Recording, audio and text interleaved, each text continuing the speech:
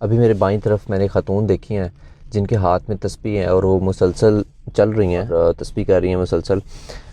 यकीनन उनका भी कोई बच्चा जो होगा वो अंदर एग्ज़ाम दे रहा होगा। अस्सलाम वालेकुम जी। ज़िंदगी में एक वक्त ऐसा आता है जब बच्चे पूछते हैं कि आपने हमारे लिए किया ही क्या है। मैं इस वक्त पंजाब यूनिवर्सिटी के एग्जामिनेशन सेंटर्स में मौजूद हूँ, वाद रोड पे, और इसके पार्किंग एरिया में हूँ जहाँ पे बहुत सी गाड़ियाँ खड़ी हैं और इनमें अक्सर में पेरेंट्स बैठे वेट कर रहे हैं उन बच्चों का जो अंदर एग्ज़ाम देने गए हुए हैं। शदीद ठंड है, शदीद धुंध है, बच्चे अंदर एग्ज़ाम दे रहे हैं और पेरेंट्स बाहर बैठे हुए तस्बीह कर रहे हैं और उनके लिए दुआएं कर रहे हैं। बच्चे सरासर मेहनत करते हैं और उसके बाद फिर कुछ घंटों का एग्ज़ाम होता है, लेकिन जो माँ बाप की दुआएं और माँ बाप की कोशिशें और घर वाले सफ़र कर रहे होते हैं वो बाद में काउंट ही नहीं होता इन सब कुछ में।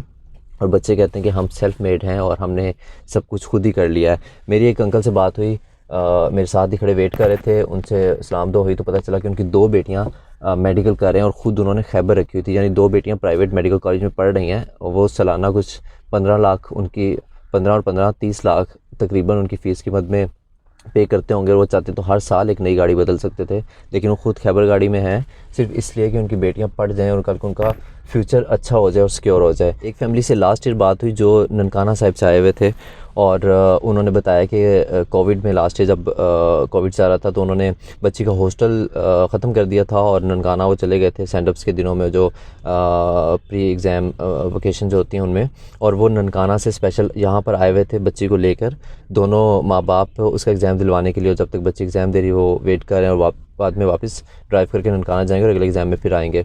हम खुद सुबह अर्ली मॉर्निंग घर से निकले और यहाँ इससे पहले भी एक जगह पे ड्रॉप करना था छोटी को, और नाश्ता भी साथ में ही ले लिया क्योंकि इतना टाइम भी नहीं मिला सुबह के नाश्ता कर सकें। मेरे साथ कल एक अंकल खड़े हुए थे जो बाइक पर आए हुए थे अपनी बेटी को लेके और ठंड में यहाँ पर वेट करते हैं। ये सिर्फ एक कहानी नहीं, ऐसे बेतहाशा लोग हैं जो अपने लेवल पे बहुत सी मुश्किलात काट रहे होते हैं सिर्फ इसलिए कि उनके बच्चे पढ़ लिख कर कुछ बन जाएँ, और जब वो कुछ बन जाते हैं तो वो अपने माँ बाप से पूछते हैं कि आपने हमारे लिए किया ही क्या है।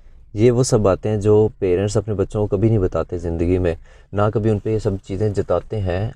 हालांकि पेरेंट्स चाहें तो बच्चों को महंगी तालीम और ये सब फैसिलिटीज़ प्रोवाइड करने के बजाय उनको किसी मकैनिक की दुकान पे भी छोड़ सकते थे या कुछ भी ऐसा कर सकते थे कि उन पे बच्चों पे ख़र्च ना करना पड़े, उनको उन पे इन्वेस्ट ना करना पड़े। वो सब पैसे, वो सब मेहनतें जो अपने बच्चों के लिए कर रहे हैं वो अपने लिए भी कर सकते थे, अपनी लग्जरीज़ के लिए भी कर सकते थे।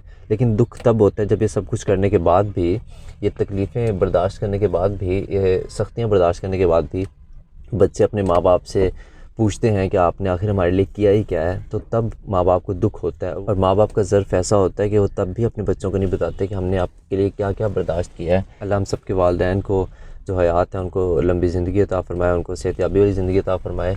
जो गुज़र गए हैं इस दुनिया से उनको जन्नतुल फिरदौस में आला मुकाम अता फ़रमाए और हम सबको अपने वालिदैन की खिदमत करने का मौका अता फ़रमाए।